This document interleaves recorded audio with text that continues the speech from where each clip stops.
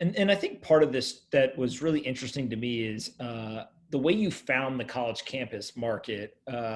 You, let's say, did things that maybe other founders wouldn't be willing to do. And so, talk a little bit about your, what was it, 6 or 12 months, Yep. basically living on college campuses and kind of what you were doing. Yeah, I mean, my whole thing is, vertical networks, right? And if you really want to get to know a vertical, you kind of have to be at one with the vertical. You have to really embed yourself. You have to really get to know it. And, I, have explained a bit of my past now. Like I barely went to college. I went to McGill in Canada, but like I dropped out. Schools in the US are very different than in Canada or anywhere in the world for that matter.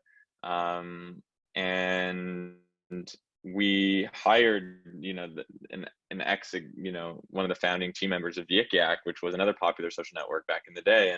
But I still needed to be, I needed to be there. So I said to myself, I'm going to spend 6 to 12 months and literally go every school that we're going to launch at and speak to people. And I'm like a 28-year-old dude, just like walking around wearing like all black in like, Oxford, Mississippi. And people are like, who the hell is that guy? And because that's where we started in the South, you know? I get the feeling that they're like, "Hey, who's the old guy dressed in all black?" I remember like I was actually in Oxford and I was at, end of the day sitting at a bar. I was for whatever reason wearing a black hat, black James Purse shirt, and then these like black jeans with like black John Varvatos Converse shoes.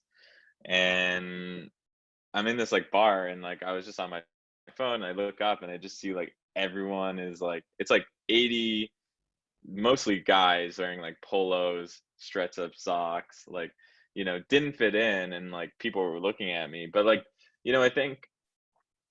I think that's what you have to do. Like if you really care about like crafting a business and trying to understand, and you have to go there. Like I mean, did I want to be in Oxford, Mississippi, like drinking a Bud Light, surrounded by like 80 80 dudes named Chad and Brad, looking at me funny? Like absolutely not, but I wanted to win. That's what ends up happening, and ultimately, what happens? Ultimately, what happens with the business is I go out there to raise money. I want to raise a lot of money. I get offered a little bit of money, and I was just like, all right, if I'm a go big or go home type of guy, like all in. I didn't move to Silicon Valley to like not go big on this.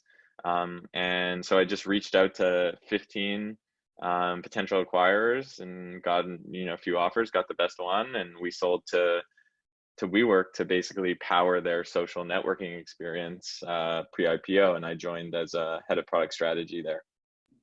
So a lot of people don't know this, but what you just said is a very difficult but wise decision for founders, which basically was, and I was privy to some of your thought process at the time, so I can cheat here a little bit. But it takes a certain amount of capital to do the things you need to do in order to take something that was, starting to working to kind of working to now, hey, you got to slam on the gas and you've got to drive that momentum to scale nationally very quickly, right? And that's basically the inflection point you were at, but it takes capital. And so when you don't get that capital, there's kind of a fork in the road. You can either say, hey, I'll take a small amount of capital and I'll kind of do my best, or you basically say, look, I've got deep conviction in what needs to happen here, and if I can't do that, then it doesn't make sense for me to pursue this. And by choosing the latter, I actually think it's a more responsible thing to do, right? Because you're locking in early investors getting a return and not putting